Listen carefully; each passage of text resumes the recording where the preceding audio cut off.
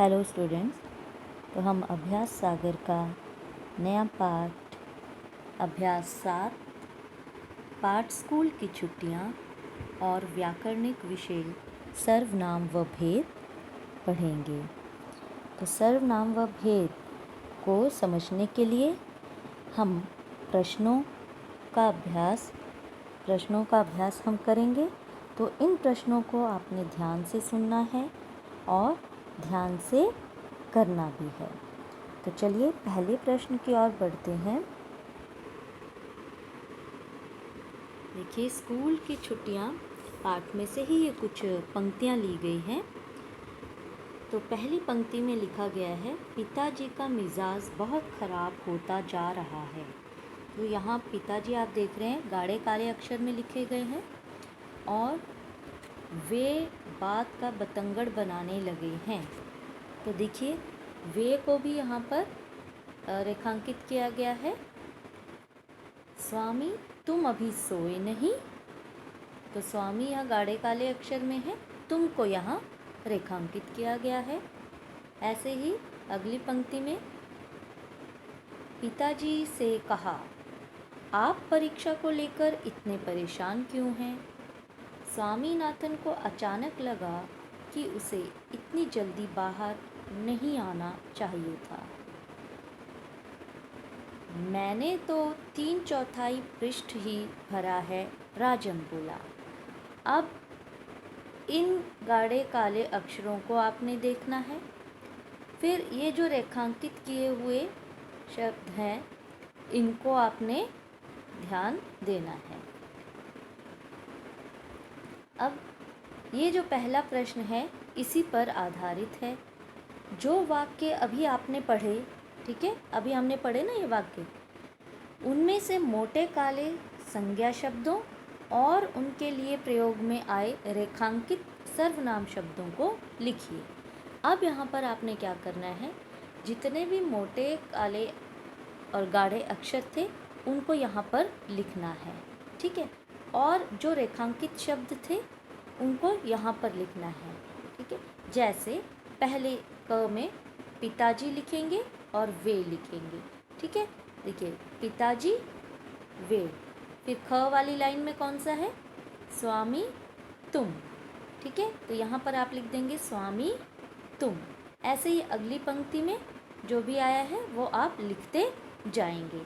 तो यहाँ पर आपको संज्ञा शब्द नज़र आ जाएंगे सारे, यहाँ सर्वनाम शब्द, ठीक है। तो देखिए, नीचे दी गई परिभाषा को अब आप पूरा कर सकते हैं। जो शब्द संज्ञा के स्थान पर प्रयुक्त होते हैं उन्हें क्या कहते हैं, सर्वनाम कहते हैं। और आज हम सर्वनाम के बारे में ही और सर्वनाम के भेद के बारे में हम पढ़ेंगे कि सर्वनाम और सर्वनाम के कितने प्रकार हैं। भेद मतलब प्रकार, कितने टाइप्स के हैं, ठीक है। तो आज हम सर्वनाम और सर्वनाम के भेदों को जानेंगे। तो देखिए, इस परिभाषा को आप पूरा करेंगे। जो शब्द संज्ञा के स्थान पर प्रयुक्त होते हैं उन्हें सर्वनाम शब्द कहते हैं। नीचे दिए गए वाक्यों को ध्यान से पढ़िए और लिखिए कि बोलने वाले ने अपने लिए किन सर्वनाम शब्दों का प्रयोग किया है। बोलने वाले यानी फर्स्ट पर्सन, ठीक है। तो बोलने वाला क्या करेगा, मैं बोल रही हूँ इस वक्त, तो मैं अपने लिए क्या बोल रही हूँ, देखो मैं बोला ना, मुझे, मैं, मेरा, मैंने, यही हम प्रयोग करेंगे, है ना, मेरा, मुझे, मैंने, ठीक है। तो बोलने वाले ने क्या प्रयोग किया है, मैं तो बहुत प्रतिभाशाली हूँ, तो यहाँ आप क्या लिखेंगे, यहाँ आप लिखेंगे मैं। मुझे स्कूल जाना अच्छा लगता है, तो यहाँ बोलने वाले ने अपने लिए क्या प्रयुक्त किया, मुझे। मेरा गला सूख रहा है, तो यहाँ बोलने वाले ने क्या प्रयुक्त किया, मेरा। मैंने बहुत अच्छी तस्वीर बनाई है, तो यहाँ बोलने वाले ने अपने लिए क्या प्रयुक्त किया, अब मैंने। आओ हम शतरंज खेलें, अब बोलने वाले ने अपने लिए कौन से उसका प्रयोग किया है शब्द का, हम, तो ये क्या है, ये हम सर्वनाम शब्द का प्रयोग किया है। तो यहाँ आ गया मैं, मुझे, मेरा, ठीक है, मैं, मुझे, मेरा, मैंने और हम, ठीक है। यहाँ पर हम आएगा, आओ मत लिख देना, हम। ये करने के बाद अब आपने क्या करना है, नीचे दिए गए वाक्यों को ध्यान से अब पढ़िए और बताइए कि सुनने वाले के लिए किन सर्वनाम शब्दों का प्रयोग किया गया। सुनने वाला कौन हो गया, सेकंड पर्सन, ठीक है। तो सेकंड पर्सन के लिए हम क्या कहते हैं, तुम, तुझे, तुम्हारा, तुम्हें, तुमने, है ना। तो हम ऐसे शब्दों का प्रयोग करते हैं। तो ये यहाँ पर सर्वनाम शब्द कौन से हैं, कौन, सुनने वाला, फर्स्ट पर्सन बोलने वाला, सेकंड पर्सन सुनने वाला। क्या आप मुझे कविता लिखना सिखा सकते हैं। तो यहाँ पर क्या आएगा, यहाँ पर आप आएगा। अब सुनने वाले ने किन सर्वनाम शब्दों का प्रयोग किया, आप, ठीक है। तो यहाँ आप क्या लिखेंगे, आप। अब मैं भी बोल रही हूँ ना, मैं, देखो मैं बोला तो मैं बोलने वाली होगी, तो मैंने क्या कहा, आप क्या लिखेंगे, तो मैंने आप कहा ना, आप सेकंड पर्सन हो गए जो आप सुन रहे हैं इस वक्त, ठीक है। तो आप, तुम छुट्टियों में क्या करते हो। तो यहाँ क्या आएगा, तुम, यहाँ आएगा तुम। मुझे तुम्हारे साथ खेलना अच्छा लगता है। तो अब यहाँ मुझे नहीं आएगा, क्या आएगा, तुम्हारे साथ। क्यों, क्योंकि सुनने वाले के लिए क्या प्रयुक्त हुआ है, तुम्हारे। तो यहाँ क्या लिखोगे, तुम्हारे, यहाँ लिखोगे तुम्हारे। तुमने कहाँ जाने का कार्यक्रम बनाया है, तुमने, ठीक है, यहाँ आएगा तुमने। तुम्हें मेरी कविताएं अच्छी लगी। तो यहाँ क्या लिखोगे, तुम्हें, ठीक है। यहाँ क्या लिखना है आपने, तुम्हें, और इधर क्या लिखना था, तुम्हारे, है ना। अब नीचे दिए गए वाक्यों को ध्यान से पढ़िए और लिखिए कि बातचीत करने वाले यानी बोलने वाले और सुनने वाले जिसके बारे में बात कर रहे हैं उसके लिए किसी अन्य व्यक्ति के लिए, यानी उसके लिए जिसके बारे में बात कर रहे हैं ना। अब बात तो दो व्यक्तियों के बीच में होती है, दो या दो से अधिक भी हो सकते हैं, लेकिन दो व्यक्ति तो चाहिए ना बात करने के लिए।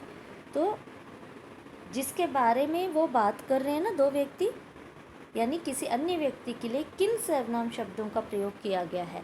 आप देखिए, मैं और आप मान लो सामने बैठे हैं, तो हम क्या कहेंगे,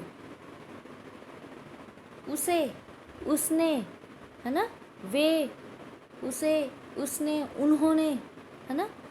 तो हम तुम नहीं कहेंगे, अब तुम तो मैं तुम्हारे लिए कहूँगी सेकंड पर्सन के लिए जो सुनने वाला है ना। तो इसके लिए कौन सा, अन्य व्यक्ति के लिए कौन सा प्रयुक्त हुआ होगा, यानी थर्ड पर्सन के लिए। वे मुझे बुला रहे हैं। तो यहाँ क्या आएगा, वे। उन्हें मेरे बनाए चित्र बहुत अच्छे लगे। तो यहाँ क्या आएगा, उन्हें, क्या आएगा, उन्हें, यहाँ पे उन्हें लिखेंगे आप। उन्होंने माँ से मेरी शिकायत कर दी। यहाँ क्या आएगा, उन्होंने, यहाँ आएगा उन्होंने। उसे तो बस हंसना आता है। तो यहाँ अब अन्य व्यक्ति के लिए क्या प्रयुक्त हुआ, उसे। इसे कहानियाँ लिखने का शौक है, ठीक है।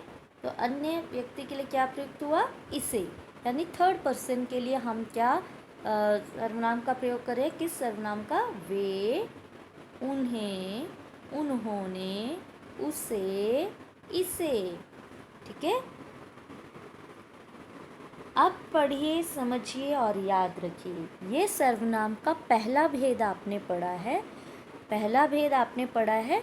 उसके ये तीन उसके अंतर्गत आते हैं। देखिए, बोलने वाला अपने लिए जिन सर्वनाम शब्दों का प्रयोग करता है उन्हें उत्तम पुरुष कहते हैं। अब समझ आया, जो फर्स्ट पर्सन है बोलने वाला अपने लिए जिन सर्वनाम शब्दों का, चाहे मैं है, जैसे मैं, हम, मैंने, मुझे, मेरे, ठीक है, इन सर्वनाम शब्दों का प्रयोग करता है। तो बोलने वाला कौन हो गया, उत्तम पुरुष। ठीक है। फर्स्ट पर्सन को क्या कहते हैं? उत्तम पुरुष। इतना याद रखना आपने। सुनने वाला जो सेकंड पर्सन होता है, जिन सर्वनाम शब्दों का प्रयोग करते हैं उसे हम कहते हैं मध्यम पुरुष सर्वनाम कहते हैं। जैसे तू, तुम, तुमने, तुम्हारा, तुझे, है ना, तो वो क्या हो गया? मध्यम पुरुष। अब थर्ड पर्सन जो है, बोलने वाले और सुनने वाले किसी अन्य व्यक्ति के लिए जब बात करते हुए अन्य व्यक्ति के लिए जिन सर्वनाम शब्दों का प्रयोग करता है उन्हें अन्य पुरुष सर्वनाम कहते हैं। अन्य पुरुष थर्ड पर्सन के लिए। यह, वह, इसे, ठीक है, यह, वह, इसे, उसे, उन्होंने, है ना, उसने, तो ये आप अन्य पुरुष।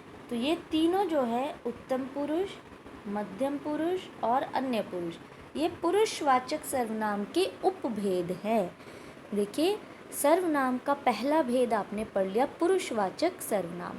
लेकिन पुरुषवाचक सर्वनाम में भी कौन सा सर्वनाम है? ये पुरुषवाचक के 3 आ जाते हैं। इसमें आता है उत्तम पुरुष, जो बोलने वाला होता है उसे कहते हैं उत्तम पुरुष। जो सुनने वाला होता है उसे कहते हैं मध्यम पुरुष। और जो अन्य के लिए हम सर्वनाम शब्दों का प्रयोग करते हैं उसे कहते हैं अन्य पुरुष। ठीक है। तो वैसे अगर लिखा होगा, मान लो कि यहाँ पर लिखा है कोई भी, मैं, तुम, उन्हें, उसे, उसने, है ना, तो ये कौन से सर्वनाम का भेद है? तो आप पुरुषवाचक लिखेंगे तो भी सही है। लेकिन पुरुषवाचक में भी कौन सा है ये? पुरुषवाचक के फिर 3 आगे ना, तो पुरुषवाचक में कौन है? तो आप फटाफट मैं को राउंड करेंगे और आप आगे लिख देंगे कि ये उत्तम पुरुष। ठीक है। अगर तुमने लिखा है तो उसको आप राउंड करके आप लिखेंगे कि ये मध्यम पुरुष है। ठीक है। और वे, उन्होंने, है ना, इसे, तो इनको अगर आप राउंड करेंगे और आप आगे क्या लिखेंगे? अन्य पुरुष। ठीक है, अन्य पुरुष। तो इस तरह भी लिखा जाता है। तो एक आज हमने भेद पढ़ा है पुरुषवाचक सर्वनाम। पुरुषवाचक सर्वनाम केवल इस सर्वनाम के ही 3 उपभेद हैं, बाकी सब इस तरह से नहीं है बाकियों में। तो पहला सर्वनाम हमने आज पढ़ा वो है पुरुषवाचक सर्वनाम। पुरुषवाचक सर्वनाम में 3 भेद आ जाते हैं। ठीक है, वो 3 उपभेद हैं इसके। तो कौन कौन से? उत्तम पुरुष, मध्यम पुरुष, अन्य पुरुष। ठीक है। तो आज के लिए इतना ही। आज पहला भेद अच्छे से आप समझ लें, इसे कीजिए अपनी अभ्यास पुस्तिका में और अच्छे से समझ लीजिए। आज के लिए इतना ही। फिर हम कल मिलेंगे अगले वीडियो में अगले अन्य भेदों के साथ। Okay, till then bye and thank you.